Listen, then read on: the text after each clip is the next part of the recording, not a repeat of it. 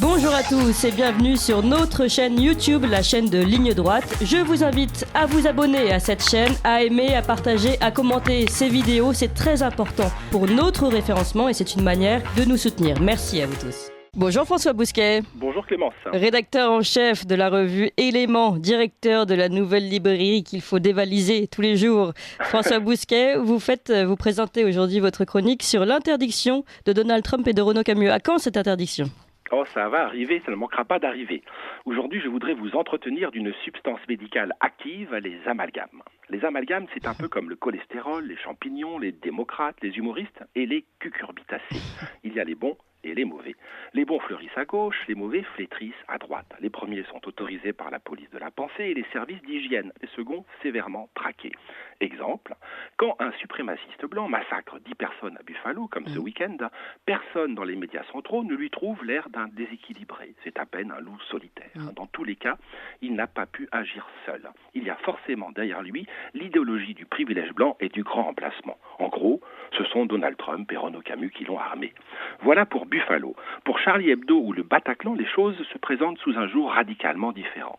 Impossible de se risquer à dire qu'il y a derrière les frères Kouachi ou Salah Abdeslam une idéologie, l'islamisme, quand bien même il l'a récité à chacune de leurs exécutions. Comme on le voit, l'amalgame est à sens unique, à l'instar de la pensée du même nom. En 2015, des internautes facétieux s'étaient amusés à transformer ce mantra du politiquement correct en mème, le pas d'amalgame, en un seul mot, inscrit comme sur une boîte de médicaments. Comme ils avaient raison, le pas d'amalgame en un seul mot est un médicament générique fabriqué par l'industrie du gauchisme institutionnel. Il est prescrit par les autorités après chaque attentat islamiste sous la forme de crème ou de gélules. On parle en haut lieu de l'administrer bientôt sous forme de vaccin. Le médicament est très efficace, mais sa notice comporte quelques contre-indications. On ne le prescrit que dans des cas bien identifiés. Il est ainsi vivement déconseillé aux femmes enceintes de suprémacistes blancs et aux racistes en bas âge. Car ici, les effets indésirables du pas d'amalgame produisent leur antithèse, comme dans la dialectique de Hegel, l'amalgamisme généralisé.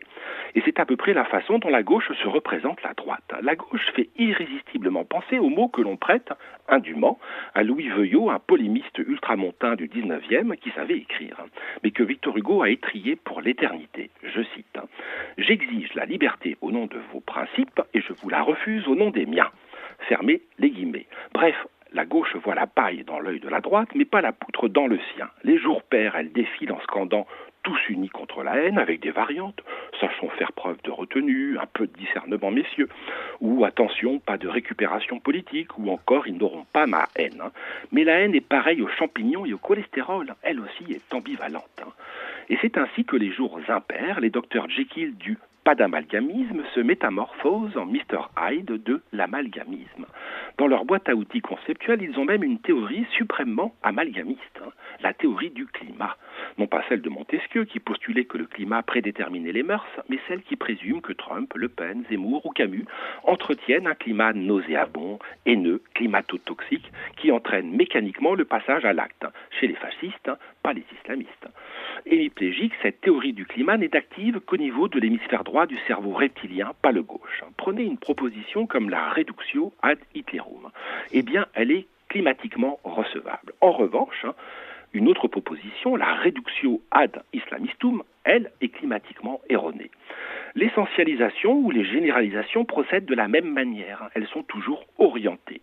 La récupération aussi, vertueusement condamnée quand elle conduit à dire qu'il y a des terroristes parmi les migrants ou des immigrés parmi les délinquants. En revanche, exploitée sans vergogne pour accabler Renaud Camus dont ne sait quel dérapage. D'ailleurs, seule la droite dérape. La gauche ne dérape pas. Elle glisse, comme l'avion de Joe Biden baptisé Air Force One. Il a bien de la chance, Biden. Celui de Poutine répond au doux nom d'avion de l'apocalypse. Ou comme les journalistes qui vous demandent si vous n'avez pas peur de faire le jeu de l'extrême droite. Mais les avez-vous jamais entendus vous demander si vous n'aviez pas peur de faire le jeu de l'extrême gauche ? Non. Renaud Camus n'étant ni un terroriste ni un humoriste de gauche, il n'a évidemment droit à aucune mansuétude.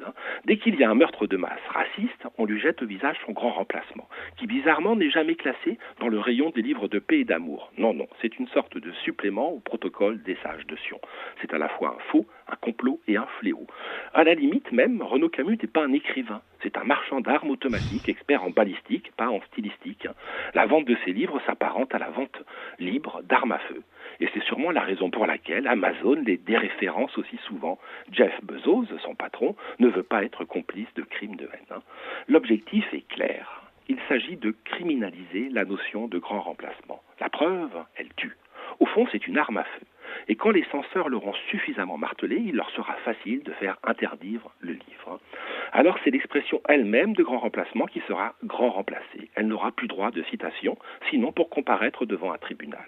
Autrement dit, le système, non content d'imposer le grand remplacement, interdira à l'avenir jusqu'à la possibilité même de l'évoquer. Et c'est ce vers quoi on se dirige. Curieux monde, hein. Dans la vie de tous les jours, tout est conçu pour les droitiers. Vous avez dû le remarquer si vous êtes gaucher. La souris de l'ordinateur est à droite, les poignées de fenêtre à droite, les fermetures éclairs d'un oracle, les cahiers à spirale, l'écriture, les ciseaux, les ouvre-boîtes, tout a été conçu pour les droitiers. Quelqu'un qui a les deux mains est d'ailleurs significativement ambidextre, pas ambisenestre. C'est dire la prédominance de la main droite dans le monde pratique, fonctionnel, physique qui nous entoure. Mais le monde des idées, c'est l'inverse. Lui, il est gaucho-centré. Tous ces outils idéologiques, intellectuels, rhétoriques, médiatiques sont unidirectionnellement orientés à gauche. Ses fermetures éclairs s'enfilent toujours à gauche, ses ouvre-boîtes idéologiques ne fonctionnent qu'à gauche, sa langue se lie de la droite vers la gauche, qui est le véritable sens de l'histoire. Bref, on vit dans un monde de droitiers fonctionnels dominé par les gauchistes idéologiques. On se croirait presque dans un sketch de Raymond DeVos. Le pire du pire dans ce monde, c'est d'être un gaucher qui vote à droite. Sa vie devient une course à handicap, et il y en a forcément un qui m'écoute ce matin. C'est lui, le vrai martyr de notre temps. Merci beaucoup François Bousquet. Je rappelle qu'il y a un médicament, puisque vous parliez de vaccin et de médicaments contre ce pas d'amalgamisme, c'est de lire vraiment ce grand remplacement, Introduction au remplacisme global, et c'est aux éditions La Nouvelle Librairie. Merci beaucoup François Bousquet. Vous appréciez cette émission? Alors aidez Radio Courtoisie à en produire d'autres en indépendance totale. Rendez-vous sur soutenir.radiocourtoisie.fr. Merci d'avance.